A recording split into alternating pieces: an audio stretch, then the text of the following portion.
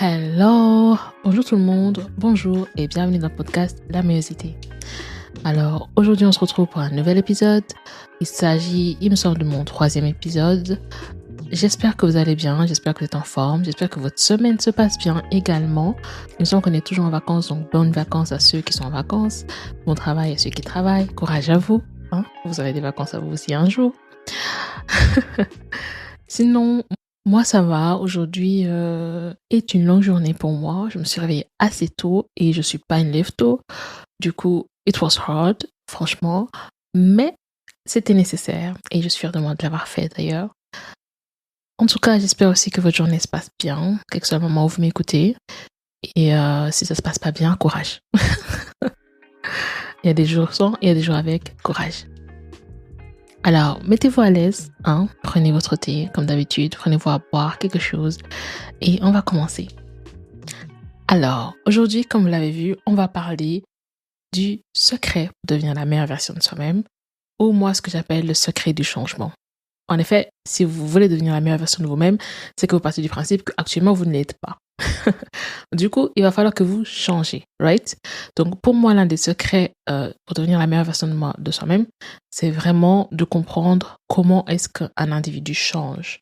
Quel est le processus pour quitter un état A à un état B, pour devenir vraiment ce que les gens appellent la meilleure version d'eux-mêmes, même si j'ai un problème avec cette appellation, parce que je trouve que parfois on a besoin de la pire version de nous-mêmes. Je ne pense pas qu'il est possible de n'être que la meilleure version de soi-même. Cela n'a pas de sens. Là où il y a de la lumière, il y a de l'ombre. Le dark side d'une personne est une partie intégrale d'elle. Je ne pense pas qu'on peut totalement se dissocier de cette partie de nous et je ne pense pas que ce soit nécessaire. Je pense même pas que ce soit une bonne idée parce que je pense qu'il y a des situations où tu en as besoin. Mais il est vrai que chercher à s'améliorer quotidiennement, chercher à mieux être, à mieux se comporter, est une bonne chose qui peut avoir des bonnes conséquences. En fait, franchement, il est très important de comprendre que certes, c'est bien de devenir la meilleure version de soi-même, mais que c'est quelque chose de pas facile, d'accord? Il suffit pas de voir des gens qui vous montrent un avant-après, de comment j'ai changé ma vie en 6 mois. Ça, je trouve ça toxique. Pardonnez-moi, mais je trouve ça toxique. Changer, c'est quelque chose qui prend du temps, c'est quelque chose qui prend beaucoup d'efforts, de la constance et qui ne se fait pas du jour au lendemain. Vraiment, vraiment pas. Je pense qu'on est trop dans ces générations, comme on dit, micro-ondes. On veut tout nous vendre avec un délai bien précis, des délais. Enfin, je trouve ça vraiment toxique. Enfin, je trouve ça problématique.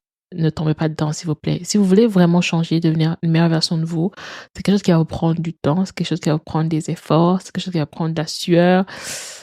Ça va pas être un plaisir au quotidien. Il y aura des moments difficiles, il y aura des moments de douleur, de sacrifice. Enfin, c'est ça la réalité, hein. Genre, faut pas se faire avoir par ces gens qui veulent vous vendre des vies qui n'existent pas. Ça aussi, ça c'est le problème des réseaux. Mais bon, c'est la vie, hein. Donc voilà, c'est vraiment quelque chose à laquelle il faut faire attention. Parce que personnellement, les fois où j'ai dû changer, acquérir de nouvelles habitudes, arrêter de faire quelque chose qui je trouvais nocif pour moi-même, c'était dur et ça m'a pris des années. Euh, L'élément qui me vient le plus là, c'est lorsque j'ai dû guérir de mon trouble alimentaire. En effet, lorsque j'étais jeune, je souffrais d'un trouble alimentaire, notamment l'hyperphagie. Pour ceux qui ne se connaissent pas, il s'agit de la boulimie non vomitive. Et donc, c'est un trouble, tu te trouves à faire des crises et tu te mets à manger des quantités mais incroyables de nourriture, mais tu ne te fais pas vomir. C'est ça la différence entre l'hyperphagie et la boulimie. Je souffrais donc de boulimie non vomitive et c'était vraiment difficile parce que bon, j'étais jeune, je devais avoir 13-14 ans, peut-être même plus jeune, mais je pense 13-14 ans. Oui, 13-14 ans. Et j'étais dans un contexte où il y avait personne pour m'expliquer ce que je traversais, il y avait personne pour m'aider en fait. Et donc, c'est vraiment quelque chose que j'ai dû traverser toute seule pendant des années jusqu'au jour où j'ai réussi à m'en sortir. Et c'était vraiment dur, douloureux. Euh, heureusement, enfin, rien que de me rappeler les sensations, je me sens pas bien. Genre vraiment, c'est toute personne qui traverse ça et qui m'écoute, je vous envoie toutes mes forces. Si ça vous intéresse, je ferai également un épisode dessus, plus profond. Mais je sais à quel point c'est dur. Puis il y a une forme de shame aussi de la société. C'est des choses, j'ai l'impression, on en parle sans en parler, hein. C'est-à-dire qu'on en parle publiquement, mais il est dur de s'ouvrir à son entourage par rapport à ces sujets-là. Même quand tu t'ouvres, les gens vont te dire des choses du genre «Oh mais arrête de manger, c'est pas si compliqué, pourquoi tu manges autant?» Les gens vont te faire énormément de reproches sans comprendre en fait la douleur et la difficulté que tu traverses. Mais donc quand j'étais petite, je faisais des crises, hein. Je mangeais beaucoup, enfin mon entourage me connaît comme une personne qui mange depuis que je suis petite, je mange, j'ai toujours été en surpoids. J'ai toujours eu un indice de masse corporelle assez élevé, donc toujours dans la catégorie surpoids. Et l'une des choses en fait qui a fait que j'étais toujours en surpoids, c'est notamment mon hyperphagie, parce que je ne faisais pas non plus d'activité sportive régulière, je me faisais pas vomir, ce qui apporte une différence avec la boulimie. Les personnes boulimiques en fait, comme elles se font vomir, ben souvent elles peuvent ne pas être grosses en fait, considérées comme grosses. Mais quand on est hyperphagique, ben on mange en fait, on se fait pas vomir. Du coup les kilos, elles sont les kilos sont bel et bien là. Et du coup j'ai pendant longtemps été toute seule dans cette souffrance, dans ces crises. Une crise hyperphagique, si je peux essayer de l'expliquer, c'est vraiment des moments où tu as comme une douleur interne qui ne s'arrête pas tant que tu n'as pas mangé. Et tant que tu n'as pas mangé jusqu'à une certaine quantité et où tu as dépassé ton seuil de satiété. En fait, la faim normale, le fait d'avoir faim normalement, ça va être une douleur. Vous voyez, quand vous avez faim, vous avez mal, hein, parce que votre corps vous indique que vous devez manger, que vous avez besoin de manger. Mais la faim normale, en fait, c'est une douleur qui va devenir forte, mais après, elle va s'atténuer, elle va s'arrêter. Si vous ne mangez pas, après quelque temps, vous allez voir, la douleur, elle va s'arrêter. L'hyperphagie, c'est différent. La douleur ne s'arrête pas. La douleur ne s'arrête pas. Et même si elle s'arrête, c'est pour reprendre de plus belle, de plus forte. Et vous avez vraiment l'impression, je pense que ça peut amener, voilà, c'est un trouble alimentaire qui peut, limite, moi, j'ai l'impression de rappeler à une addiction. C'est du genre, si vous ne le faites pas, vous aurez du mal à vous calmer. Vous allez vous retrouver dans un état, en fait, où vous allez chercher à vous calmer. Les crises hyperphagiques, en fait, c'est des moments où vous êtes tellement agité pour une quelconque raison. Vous vous retrouvez dans un état d'agitation. Il s'est passé quelque chose qui vous a déréglé émotionnellement. Vous êtes fatigué. Parfois, on peut avoir des crises hyperphagiques quand on est trop fatigué, quand on a trop faim. Quand on a trop faim. Et beaucoup d'autres raisons qui font qu'en fait, vous allez vous retrouver en train de manger des quantités. Quand je dis vous retrouver, c'est-à-dire qu'en fait, ce sera des moments d'inconscience. C'est pas fait consciemment. Et quand les gens qui ont des troubles alimentaires, dont l'hyperphagie, mangent, ils ne se rendent pas compte de la quantité qu'ils sont en train d'avaler. En fait, il ne s'agit plus de manger, il s'agit d'avaler des choses. On avale, on avale, on avale, on avale. Jusqu'au moment où notre corps est tellement débordé, notre corps a tellement surmangé qu'il se met comme dans un état de stop, comme dans un état d'arrêt, et tout s'arrête.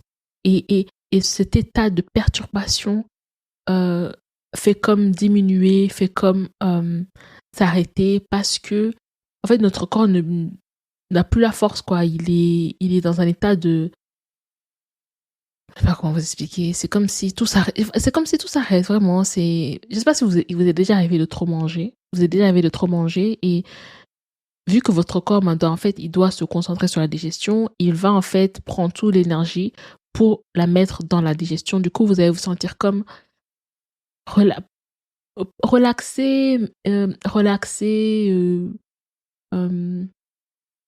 voilà, vous allez vraiment, c'est un état, je sais pas comment vous décrire ça. Pardon. Le mot épathie, mais je sais pas comment vous décrire ça. En fait, c'est vraiment un état, j'ai envie de dire latence. Je sais même pas si le mot existe. c'est un peu vraiment comme si vous ne sentez plus rien, quoi. Vos sensations sont diminuées. Votre cerveau même, il fonctionne plus lentement. Euh, Ça vous donne un stop. Moi, honnêtement, j'ai l'impression que ça me permettait de me sentir... c'est comme si ça me donnait un repos. C'est comme si ça me permettait le temps de quelques minutes, quelques heures, de ne juste pas être capable de faire quoi que ce soit, de penser quoi que ce soit, de ressentir quoi que ce soit. Et donc tout s'arrêtait. Et donc ça donnait une forme de paix, mine de rien. Ça donnait une forme de paix, mine de rien. Mais à ça suivait des remontées acides, parce que on avait trop mangé, des douleurs dans le ventre, parce que tu as trop mangé, du coup le corps on ne s'en sort pas. Cela suivait avec beaucoup, beaucoup d'autres problèmes. Mais ça permettait de calmer en fait. Ça permet vraiment de calmer ton corps, de calmer toutes ces réactions et je pense que la science derrière, c'est sûrement que le corps met toute l'énergie dans la digestion. Du coup, ton corps et tes membres, t'es là, tu t'assieds, t'as plus l'énergie de rien faire. Et je pense que c'était l'état que je recherchais à l'époque, surtout quand j'étais stressée, quand j'étais jeune. Il y avait ça. Il y avait également un autre élément sur lequel j'ai travaillé plus tard, mais le fait, en fait, d'avoir l'impression que je devais absolument toujours finir mon assiette. C'est quelque chose que j'ai travaillé en thérapie, hein. Apprendre à pas finir mon assiette. Parce que moi, pour moi, c'était quand je me servais, même quand... En fait, parfois, il y avait des moments où je rentrais de l'école, j'étais fatiguée. Donc déjà, la fatigue, j'étais épuisée. J'avais trop faim parce que j'avais pas pris mes collations, donc j'avais trop faim. Donc je rentrais, je me servais à manger sur une assiette assez grande et des grandes quantités. Et de un, j'étais fatiguée, donc je faisais des crises hyperphagiques. Souvent, c'est toujours au moment où je rentrais à la maison après une journée. À l'époque, je savais pas aussi que j'étais introvertie, donc du coup, je savais pas du tout gérer mes énergies d'introversion. Donc je savais pas à quel point j'étais fatiguée, mais j'étais claquée au sol. J'étais claquée au sol. Et une fois, je me servais des grandes quantités, j'avais l'impression que je devais finir mon assiette, donc j'étais obligée de finir mon assiette. Donc parfois, je pouvais me forcer à manger pour finir mon assiette. Donc voilà, je m'étendrai plus dans un autre épisode, vraiment que sur ce trouble, si ça vous intéresse. Mais j'étais en tout cas dans cet état-là. J'étais vraiment dans cet état-là, c'était ma vie. Je vivais avec. Mais je recevais beaucoup de commentaires d'autres personnes qui me disaient voilà, que j'étais grosse, que j'avais perdu du poids, etc. Sauf que moi, j'avais un trouble alimentaire. Et quand j'étais petite, à un moment donné, à force de recevoir des commentaires, j'ai pris un régime. J'ai fait un régime, je sais plus lequel. J'ai fait un régime.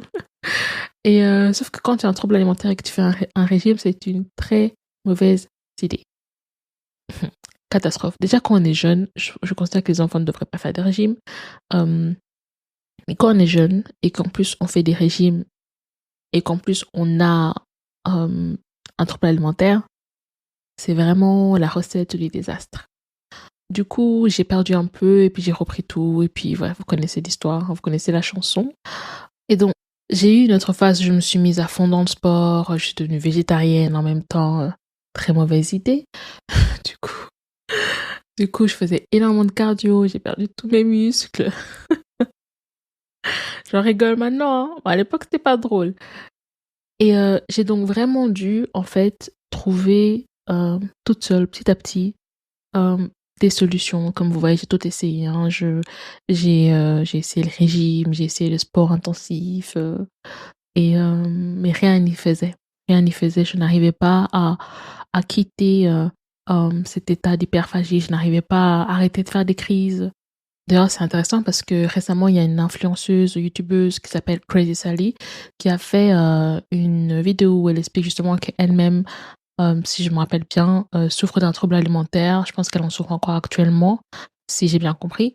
Et quand j'ai vu ça, j'ai dit vraiment bon courage, en tout cas, courage à elle parce que c'est vraiment dur. Et pourtant, j'ai réussi à guérir de mon trouble alimentaire.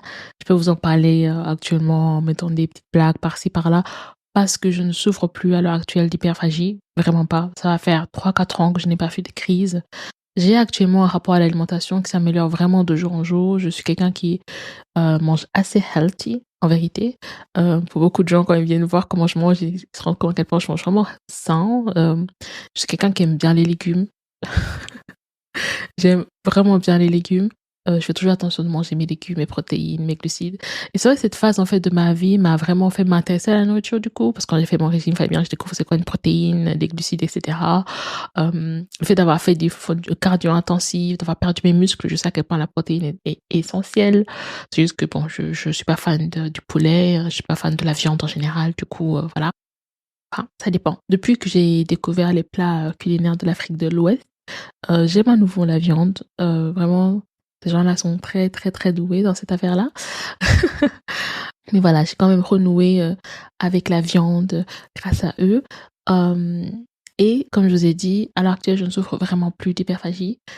Et ce fut un changement, en fait. Ce fut un grand changement. Et c'est comme ce que je vous disais au début. euh, des changements, changer ce genre de choses, guérir de ce genre de choses, ça prend du temps. Vraiment. Et pour moi, c'est pas des choses dont on peut guérir avec les méthodes présentées à l'heure actuelle qui sont de oui, comment changer de vie en 6 mois, mis en place des habitudes, mis en place telle routine et ta vie changera, etc. Je pense que c'est un peu plus compliqué que ça.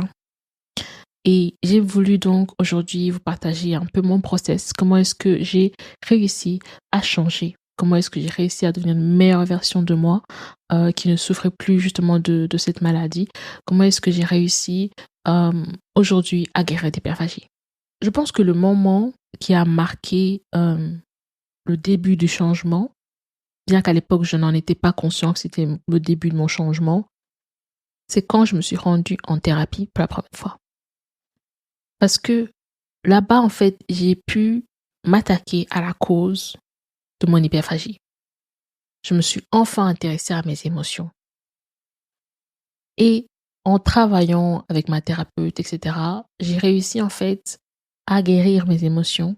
Et de ce fait, mon hyperphagie qui était la conséquence de ma relation avec mon corps, de ma relation avec la nourriture, de mon histoire, de mes traumas et de mes émotions. Et parce qu'en fait, vos émotions sont un message de votre corps pour vous dire quelque chose. Et quand vous vous y intéressez, vous allez petit à petit comprendre ce que votre corps essaie de vous dire. Vous allez petit à petit comprendre les causes de pas mal de problèmes. Right? Donc, quand je me suis intéressée aux causes profondes de mon hyperphagie et quand je les ai traitées, pour moi, c'était le début de mon changement et pas mon changement. Sachant que moi, ce que j'appelle changement, c'est quelque chose que j'établis en 4 étapes. La première étape, c'est ce que j'appelle la phase d'activation. C'est la phase, dans mon cas, où je me suis intéressée à mes émotions. C'est la phase où on va chercher les causes. C'est la phase où on va chercher les informations. C'est la phase où on va essayer de se renseigner un maximum sur ce qui nous arrive. On va essayer de comprendre un maximum sur ce qui nous arrive. On va essayer de comprendre l'état dans lequel on se trouve. Et on va également établir l'état dans lequel on veut se trouver. Donc, c'est vraiment la phase où vous déterminez votre point de départ et votre point d'arrivée. Vous déterminez comment vous allez vous y prendre, les méthodes, les routines à mettre en place, les habitudes, etc. Tout ça, pour moi, c'est la phase d'activation. Et justement, c'est pour ça que je parlais souvent de ces vidéos YouTube, c'est que parfois, je trouve qu'on parle beaucoup justement de cette phase d'activation en disant oui, quelles sont les 5 habitudes que tu peux mettre en place pour avoir une meilleure vie, etc., etc. Mais tout ça, en fait, ne font pas le changement. Il s'agit que de la phase d'activation. Et beaucoup de gens, en fait, j'ai l'impression parfois, ils regardent ces vidéos-là, ils appliquent 1 semaine, 2 semaines, 3 semaines, et puis ils s'arrêtent parce qu'ils pensent que le changement va venir juste en appliquant ces conseils ou juste en acquérant ces routines. Or, après justement avoir fait peut-être un plan de route, après avoir fait tout ce dont je vous ai parlé, il vient la deuxième phase qui est la phase de bataille. Et la phase de bataille, pour moi, représente en fait le moment où vous allez commencer à craquer. Le moment où vous allez commencer à ne plus réussir à appliquer vos routines. Le moment où vous allez commencer, dans mon cas, à refaire des crises. Parce que certes, j'avais été chez ma thérapeute, on avait travaillé ensemble, etc.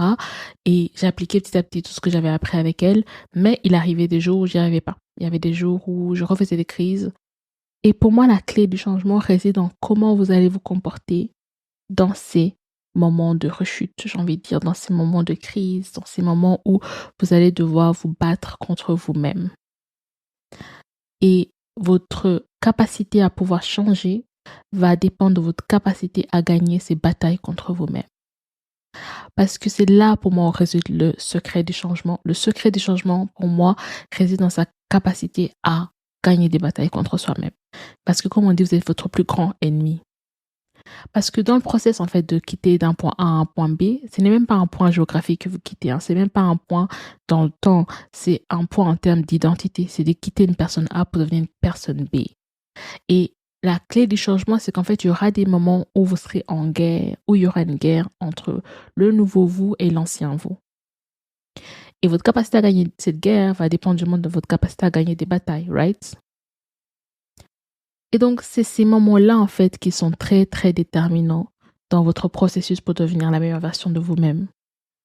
Et je trouve qu'on parle pas assez de ça. Parce que j'ai l'impression qu'on montre que c'est censé être facile. Parce que j'ai l'impression qu'on montre qu'il n'y a pas des moments où les gens rechutent, en fait.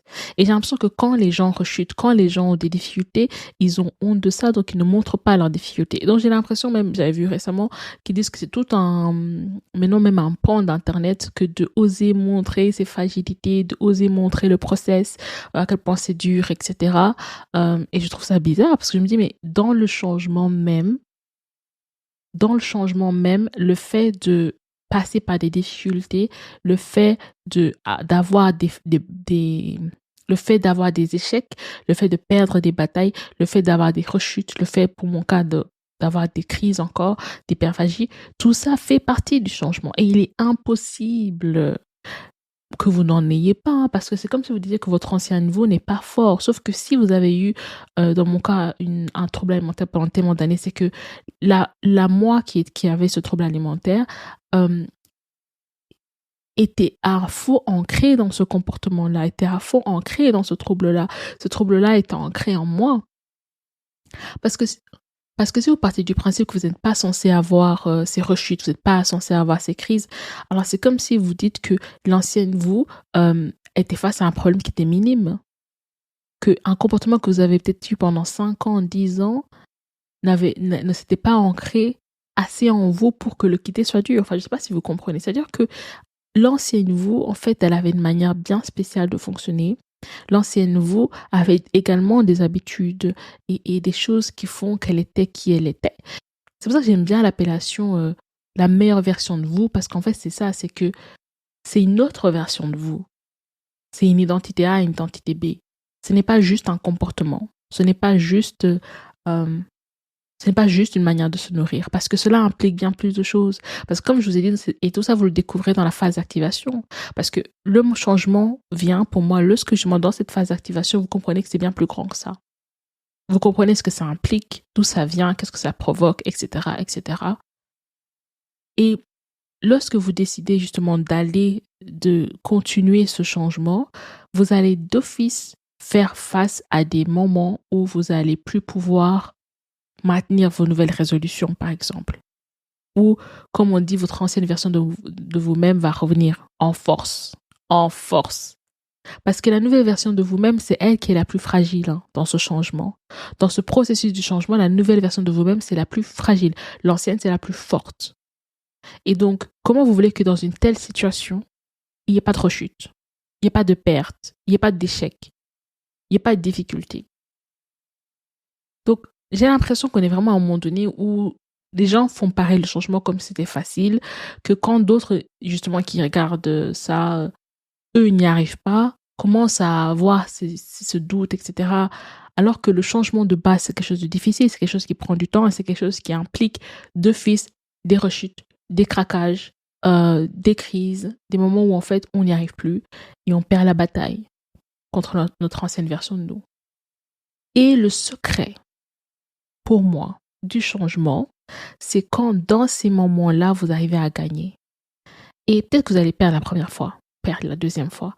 Et vraiment, tant que vous n'avez pas abandonné, vous n'avez pas perdu, vous n'avez pas échoué. Et comme un ami à moi l'a dit récemment, il a dit de défaite en défaite jusqu'à la victoire. J'ai beaucoup aimé ces citations au proverbe, je ne sais plus, mais de défaite en défaite jusqu'à la victoire. Et c'est vraiment ça, hein. Franchement, c'est vraiment ça. Et il faut juste, en fait, justement, en fait, ça va, le changement, l'évolution, comme j'en parlais avec une amie, c'est pas quelque chose qui se fait dans la gloire et la brillance, en fait. quelque chose qui se fait dans la boue et la transpiration. Really. Really, really, really. Et si vous comprenez ça, en fait, vous allez un peu plus accepter le process par lequel vous allez devoir vous-même passer pour justement devenir cette meilleure version de vous. Parce que c'est vrai que c'est problématique de parler de devenir la meilleure version de soi dans des présentations très glam, etc. Mais je crois que ça rassure les gens se sentent bien. Quand ils regardent une belle personne riche qui a tout, qui dit devenir la meilleure version de soi, du coup, parce que ça crée un sentiment de rassurement. Je sais même pas ce que ça crée chez les gens.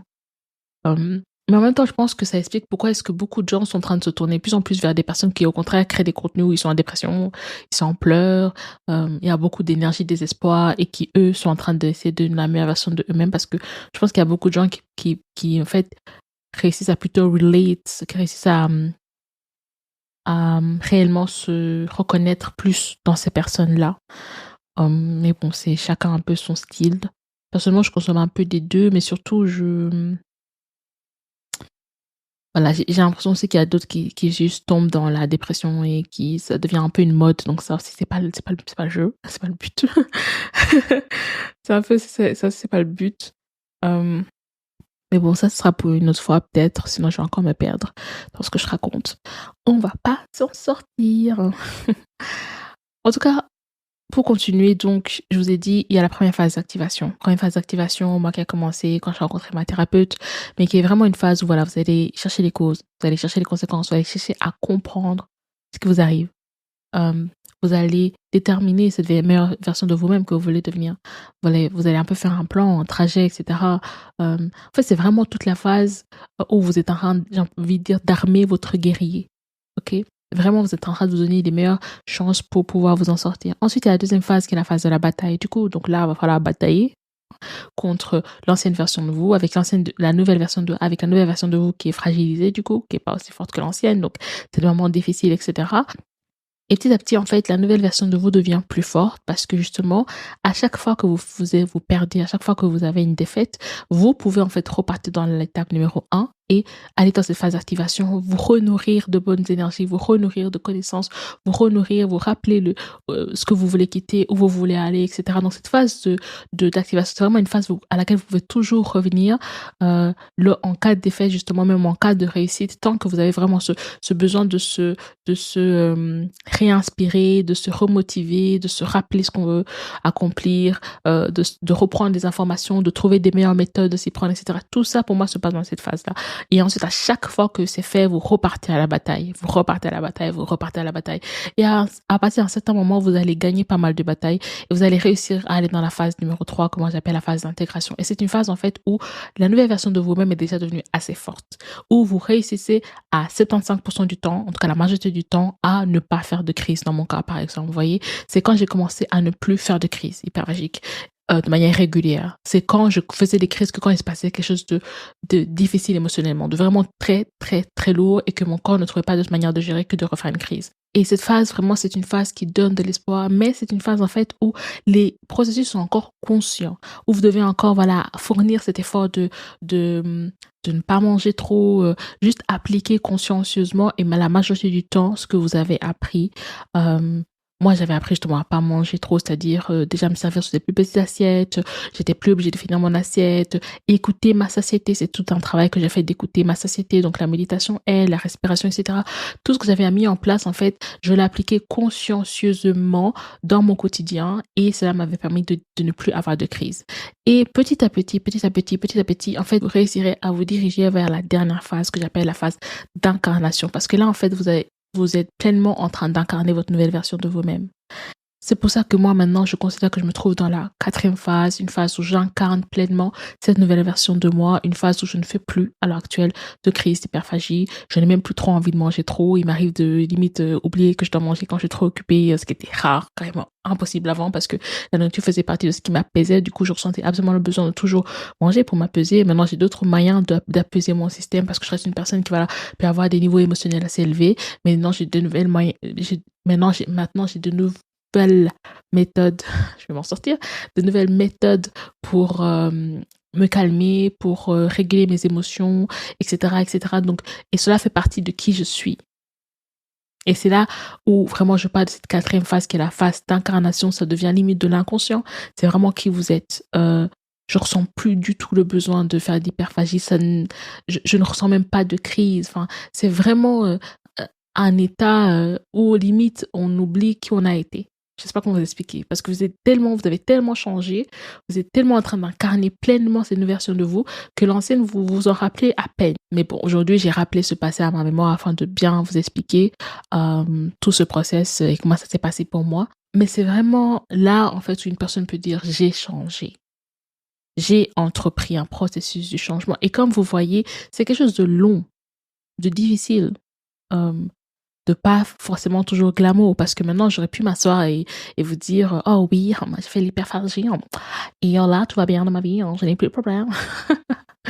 J'aurais pu vous dire et voilà comment vous allez faire alors A plus B A plus C etc, mais je trouvais que ça ne donnait pas justice au process, qui était un process de douleur, qui était un process de comme je dis souvent, pour moi le changement se fait dans la boue, et la transpiration et hem et pas dans les belles robes sur le tapis rouge. Enfin, j'ai envie de dire, c'est vraiment quelque chose de pas toujours glorieux, hein. Je m'appelle Marie Glorieuse pour ceux qui savent pas, donc l'adjectif glorieux, glorieuse est toujours dans ma tête.